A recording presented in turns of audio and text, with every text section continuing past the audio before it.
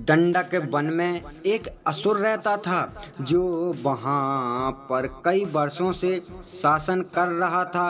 उस राक्षस का नाम संवासुर था।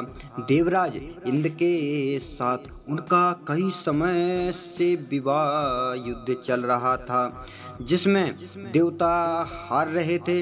राक्षस संवारासुर के पास कई मायावी शक्तियां थीं जिस कारण असुरों की सेना देवताओं पर भारी पड़ रही थी। इसी से परेशान होकर देवराज इंद्र को अयोध्या के नरेश महाराज दशरथ से सहायता मांगने के लिए गए। क्योंकि दशरथ परम प्रतापी राजा थे, वह भारत के शक्तिशाली साम्राज्य अयोध्या उनके अधीन था, इसलिए वे अपनी सेना के साथ असुरों से लड़ने के लिए मान गए।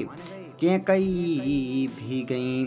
साथ राजा दशरथ की 3 पत्नियां थीं जिसमें से कैकई उनकी दूसरी व सबसे प्रिय पत्नी थी। कैकई रूप में दोनों रानियों से अधिक सुंदर थी व साथ में युद्ध कौशल में भी निपुण थी। रानी कैकई ने भी राजा दशरथ के साथ युद्ध में चलने की इच्छा प्रकट की, तो राजा दशरथ ने मना नहीं किया। जब राजा दशरथ अपनी सेना के साथ दंडक वन में पहुंचे तो दोनों सेनाओं के बीच भीषण युद्ध हुआ। राजा दशरथ अपने रथ पर सवार थे, वह युद्ध कर रहे थे, किंतु असुरों की मायावी शक्तियों के कारण उनके शरीर पर कई घाव हो गए थे।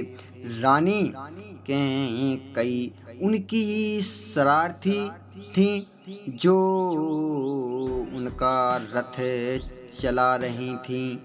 अचानक से राजा दशरथ के ऊपर असुरों का प्रहार हुआ व वे बुरी तरह घायल हो गए। राजा दशरथ को मूर्छित देखकर कैकई ने स्वयं को अपनी तलवार निकाली व युद्ध किया। युद्ध करते करते रानी अपनी समझदारी से असुरों से बचते हुए रथ को युद्ध क्षेत्र से बाहर एक खाली व सुरक्षित स्थान पर ले गईं।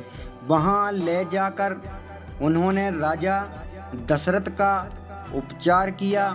जब राजा दशरथ को चेतना आई तो स्वयं को सुरक्षित पाकर वह रानी कैकई को अपनी ही सेवा करते देखकर वे बहुत खुश हुए।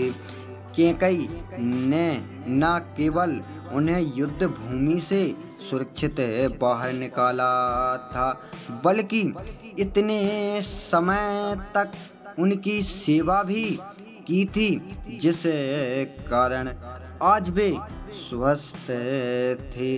राजा दशरथ ने कैकई से कहा कि आज तुम्हारे ही कारण मुझे जीवन दान मिला है, इसलिए मैं तुमसे बहुत प्रसन्न हूँ। इसी प्रसन्नतावश राजा दशरथ ने कैकई को 2 मनचाहे वर मांगने को कहा। कैकई ने बहुत विचार किया, लेकिन उस समय अयोध्या एक संपन्न राष्ट्र था। वह कैकई राजा की पत्नी थी, साथ ही राजा की सबसे बड़ी पत्नी न होने के बाद भी उनकी सबसे प्रिय पत्नी वह राज महल की प्रमुख रानी थी। अयोध्या में राजा दशरथ के बाद उनका भी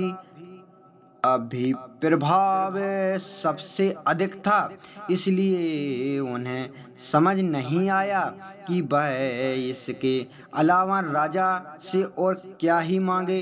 तब कैकई ने समझदारी दिखाते हुए वर लेने से मना कर दिया। वह उन्हें उचित समय पर वर मांगने लेने की इच्छा प्रकट की। राजा दशरथ ने भी वचन दिया कि कैकई जीवन में भी कभी भी उनसे वह 2 वर मांग सकती है। वह वे उसे अपने प्राण देकर भी पूरा करेगा।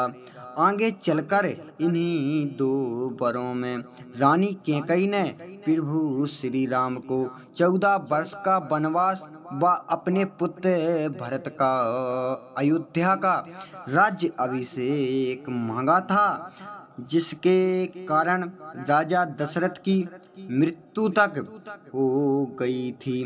कैकई को मिले 3 वचन हैं। एक मिथ्या बात। कुछ लोग के अनुसार राजा दशरथ ने कैकई को 2 नहीं अपितु 3 वचन दिए थे, जिसका उल्लेख ना तो वाल्मीकि रामायण में मिलता है व ना ही तुलसीदास द्वारा रचित रामायण में। उनके अनुसार दशरथ ने कैकई को 2 ही वर दिए थे, जिन्हें कैकई ने मथुरा के कहने पर उचित समय पर मांग लिया। सनातन धर्म और भारत के हर पहलू के बारे में हर माध्यम से जानकारी जुटाकर उसको संपूर्ण व सत्य रूप से आप लोगों तक पहुंचाना मेरा उद्देश्य है। यदि किसी भी विषय में मुझसे किसी भी प्रकार की कोई त्रुटि हो तो कृपया कमेंट में लिखें। जय जय श्री राम। जो भी गलतियां हुई हों उन्हें क्षमा करें। हमारे चैनल को लाइक और सब्सक्राइब करना ना भूलें।